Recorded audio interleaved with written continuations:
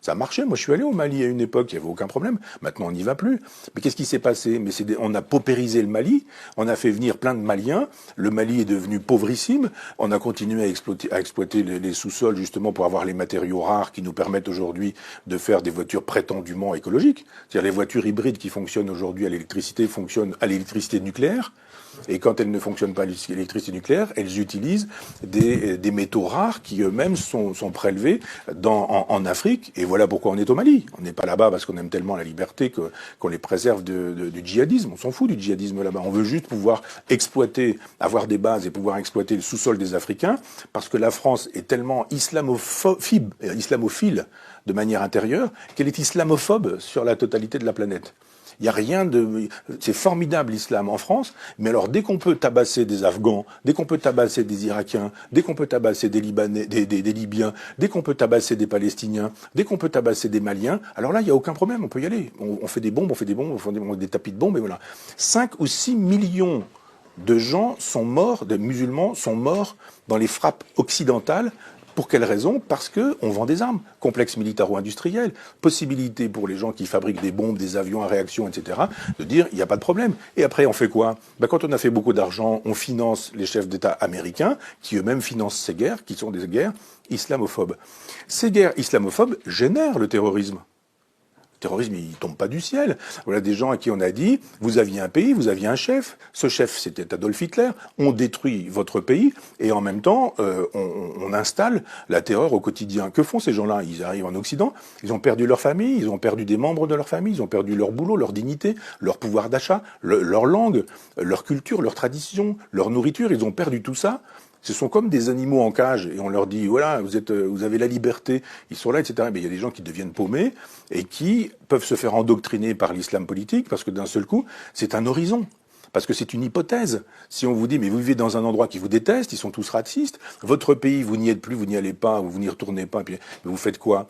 Vous avez un pays qui s'appelle l'islam. Votre pays, c'est l'islam, c'est l'Oumma. Donc je pense que tant qu'on n'aura pas une politique nationale, une politique européenne, une politique planétaire et mondiale, c'est-à-dire tant qu'on n'aura pas de projets qui ne soient pas des projets d'argent, de fric, en disant allez-y, circulez, c'est formidable, plus on a des migrants ici, plus on peut baisser les salaires. Évidemment, vous avez des gens, ils viennent du Mali, ils n'ont pas de papier, et ils viennent dire, mais moi, si vous voulez, je vous fais la plonge. Et on leur dit, d'accord, pas de problème, tu me fais la plonge, mais en même temps, pas de papier, pas de truc, je te donne un petit peu d'argent, pas de retraite, pas de sécurité sociale, les sans-papiers trouvent des petits boulots comme ça, et en même temps, quelqu'un qui arrive et qui dit, mais non, mais moi, je veux un salaire, je veux des vacances, je veux une retraite, etc. On dit, mais qu'est-ce que vous imaginez? Donc, si vous ne voulez pas ce boulot-là, il y en a 200 qui attendent, là. Donc, l'immigration, telle qu'elle est pratiquée aujourd'hui, elle fait le jeu du capitalisme planétaire. C'est formidable, l'immigration. Et c'est pas étonnant si le MEDEF est pour, si la droite libérale, la gauche libérale sont pour, et qu'en même temps on dit venez, venez, venez, ça fait une main d'œuvre pas chère du tout, et en même temps on vous humilie, on vous exploite, on vous méprise. On va vous mettre dans des cages à lapins, on va laisser vos gamins dans les caves, il va falloir faire du trafic de hashish pour vivre, de cocaïne, de drogue, etc. Et puis on ferme les yeux là-dessus. Territoire perdu de la République, aucun problème. Tout ça rend possible le business. Ça rend possible le business. L'immigration est une chose qu'on ne doit pas laisser aller en disant venez quand vous voudrez, puisqu'on sait très bien que dans ces cas-là, c'est la loi de la jungle.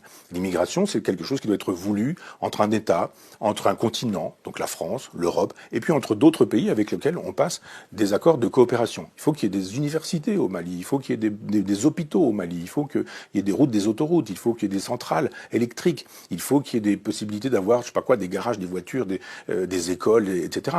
Tant qu'on ne pensera l'immigration qu'en termes de c'est bien l'immigration ou c'est pas bien, vous êtes pour ou vous êtes contre, vous êtes pour, vous êtes formidable, vous êtes contre, vous êtes comme Marine Le Pen, vous êtes un salaud. Non, la question de l'immigration, c'est laquelle, quand, pourquoi, à quoi sert cette immigration aujourd'hui, pourquoi fait-elle le jeu du grand capital, pourquoi est-ce qu'effectivement ça permet de détruire le code du travail, pourquoi ça permet de détruire les salaires, pourquoi ça permet de détruire les retraites, parce qu'on a une main d'œuvre qui est taillable et corvéable à merci, dès lors que quand on parle aujourd'hui de la traite des esclaves, c'est formidable d'aller chercher des poux dans la tête des gens en disant mais il y a une traite des esclaves là en 1492. Ouais, d'accord, très bien. Mais il y a actuellement une traite des esclaves. Quand on laisse passer tous ces migrants en disant venez, venez, venez, installez-vous où vous voulez, il y a toujours une toile de tente ici, il y a un bout de square là, il y a un endroit où vous allez pouvoir vous mettre à l'abri ici, puis voilà, puis débrouillez-vous pour le reste. Tout ça c'est formidable. Moi j'appelle ça de la traite. esclavagiste. Et j'estime que si on ne pense pas l'immigration, ce que j'ai essayé de faire un peu rapidement, si on ne pense pas des solutions à la question inévitable de l'immigration, bien sûr, il y en a toujours eu, il y en aura toujours, et on n'arrête pas l'immigration en remettant les gens à la mer, ou en remettant les gens sur des bateaux, on les renvoie chez eux, ça n'a aucun sens. C'est la thèse de l'extrême droite, c'est pas la mienne, mais c'est juste de dire quelle politique de l'immigration pouvons-nous avoir qui serait une politique de civilisation.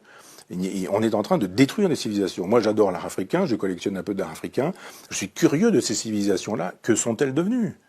Que sont-elles devenues ? La civilisation, c'est quoi pour ces gens-là ? On a détruit leur peuple, leur langue, leurs coutumes, leur façon de s'habiller. Ils sont tous avec des Nike, des machins, des téléphones portables, etc. On dit, mais c'est ça que vous voulez, un grand marché planétaire ? Avec des gamins qui sont des consuméristes, des gamins pour lesquels l'horizon indépassable, c'est le grand magasin dans lequel on peut acheter, le supermarché dans lequel on peut acheter des choses, des objets, des biens avec lesquels on peut pouvoir frimer, montrer que, etc., etc. Mais quand vous regardez la sagesse africaine, on l'a pillée, on l'a massacrée. C'était une sagesse extraordinaire, une sagesse panthéiste, de rapport à la nature, au temps, aux éléments, à la nuit, au jour, aux étoiles. Moi, j'ai adoré en Mauritanie entendre des conteurs me raconter des choses alors que on avait l'impression sur le toit d'une maison qu'il suffisait de tendre le bras pour décrocher des étoiles. Et on se dit, mais qu'a-t-on fait de la civilisation malienne, mauritanienne ? Ah bah, quand il s'agit d'avoir 3 statues au Quai Branly, c'est formidable, les arts africains, les arts premiers, ça c'est formidable. Mais quand il s'agit de dire qu'avez-vous fait de ces civilisations que vous continuez de détruire ? L'immigration sauvage et libérale, comme elle est pratiquée, est un génocide de civilisation. On tue les civilisations.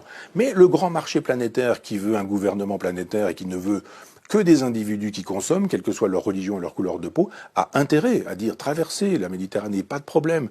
Venez chez nous, vous allez vider nos poubelles, vous allez utiliser les services sociaux, vous allez vous entasser dans des cages d'immeubles où ça va sentir les urines de chiens, de chats, de pisse, d'humains même, et ce genre de choses. C'est ça qu'on vous propose, vous allez vivre ici, c'est très bien, vous allez voir, avec des dealers qui font régner la loi. C'est ça qu'on veut. C'est pas l'idée que je me fais de la France, c'est pas l'idée non plus que je me fais de l'hospitalité.